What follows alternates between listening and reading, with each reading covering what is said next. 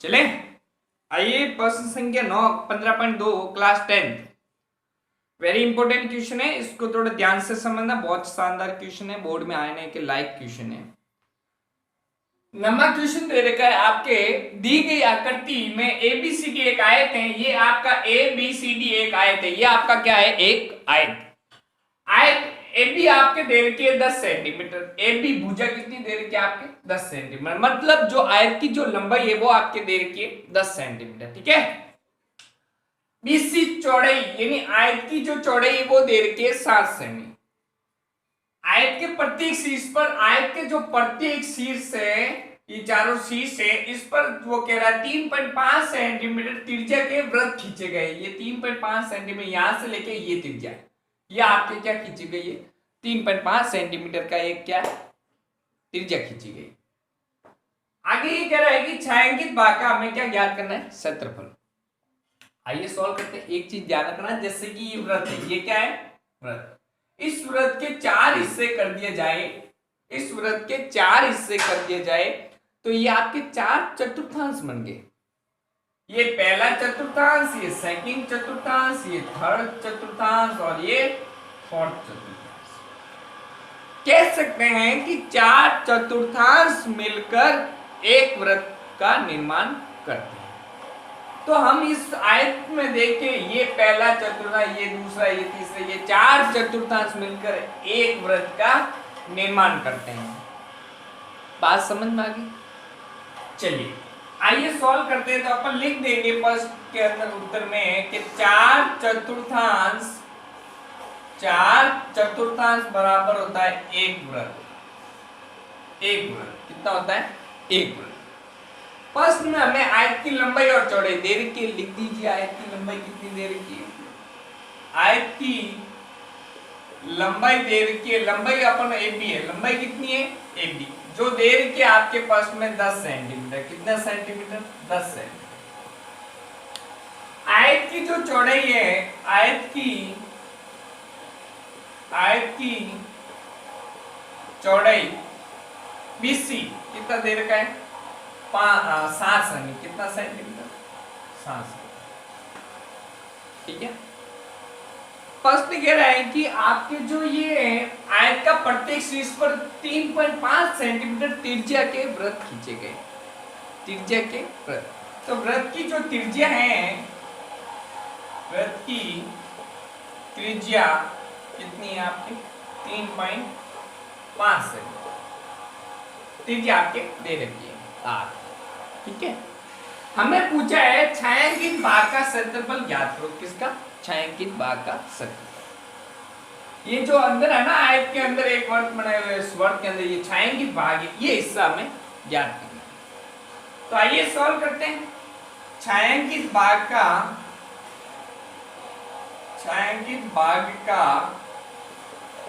क्षेत्रफल निकालना है। छायांकित भाग का क्षेत्रफल निकालना। इस पूरी आकृति में, पूरी आकृति ये पता कीजिए कि ये कौन सी आकृति है? आयत। तो आयत का क्षेत्रफल, आयत का क्षेत्रफल में से ये 4 आपके चतुर्थांश है। ये क्या है? 4 आपके चतुर्थांश। 4 चतुर्थांश बराबर क्या होता है? मैंने पहले ही ऊपर लिख दिया, एक वृत्त होता है एक वृत्त। तो ये जो 4 चतुर्थांश है इसको माइनस कर दो, तो 4 चतुर्थांश बराबर क्या होता है? एक वृत्त। तो हम आयत का क्षेत्रफल में से माइनस क्या कर देंगे? एक वृत्त का क्षेत्रफल। तो यहां पर माइनस कर देंगे आप एक वृत्त का क्षेत्रफल। ये अगर माइनस कर दिया जाए तो अपन का जो हिस्सा बचेगा वो किसका बचेगा? छायांकित भाग का क्षेत्रफल आ जाएगा। बस इस फॉर्मूले के अनुसार सॉल्व कर दो, आंसर आ जाएगा। आइए, छायांकित भाग का क्षेत्रफल बराबर आयत का क्षेत्रफल का फॉर्मूला अगर नहीं याद है तो याद कर लेना। मेरे विवेक एजुकेशन पॉइंट में मैंने सारे फॉर्मूले पीडीएफ सेंड की हुई है, वो आप देख के सारे याद कर लेना। आयत का क्षेत्रफल का फॉर्मूला है लंबाई इंटू चौड़ाई, लंबाई इंटू चौड़ाई माइनस एक वृत्त का क्षेत्रफल का फॉर्मूला है पाई आर स्क्वायर। क्या होता है? पाई आर स्क्वायर। बात समझ में आ गई? ये वृत्त का क्षेत्रफल कहां से आया? 4/4 मिलकर एक वृत्त का निर्माण करते हैं। बात समझ में आ गई ना सारे बच्चों को? ये मत कहना सर ये वृत्त कहां से आया, ये हिस्सा पहला, ये पहला चतुर्थांश, ये दूसरा, ये तीसरा, ये चार चतुर्थांश मिलकर एक वृत्त का निर्माण करते हैं। माइनस कर दीजिए, बस फॉर्मूला लगा दिया। लंबाई कितनी है? आयत की लंबाई का फॉर्मूला लंबाई इंटू आयत का क्षेत्रफल लंबाई इंटू चौड़ाई। लंबाई है हमारे कितनी? 10 सेमी, ये लो 7 10 इंटू चौड़ाई कितनी है? 7, ये लो 7। माइनस करना है पाई आर स्क्वायर, वृत्त का क्षेत्रफल। पाई का मान रख देंगे 22/7, फर्स्ट में दे रखा है। पाई का मान क्या रखना? 22/7। एक बात आपको ध्यान रखना कि एग्जाम में जब भी बैठो तो प्रश्न को ध्यान से समझना। कभी कभी बच्चे क्या करते हैं कि पाई का जो मान है वो आप 3.14 रख देते हो, कभी 22/7 रख देते हो। प्रश्न को ध्यान से समझना कि प्रश्न में जो दे रखा हो वही लिखना। कभी कभी बच्चे जल्दबाजी में 22/7 लिख देते हैं, बाहर आके देखते हैं अरे यार प्रश्न में तो 3.14 थे। तो ऐसी गलती ना करें, प्रश्न को ध्यान से समझकर फिर इन प्रश्नों का उत्तर दें। तो पाई का मान 22/7, आर हमारे पास कितनी है? ये रहा 3.5, रख दीजिए 3.5 इंटू 3.5, 2 बार लिखेंगे। कोई डाउट? पॉइंट को हटाएंगे, बट्टे में क्या आएगा? 10। इस पॉइंट को हटाया, बट्टे में क्या आया? 10। पॉइंट के बाद एक ही संख्या तो एक जीरो रखेंगे। कोई डाउट हो तो पूछिए पहले। चले फिर आगे वापस छायांकित भाग का क्षेत्रफल बराबर 10 और 7 का गुणा किया, क्या आया? 70।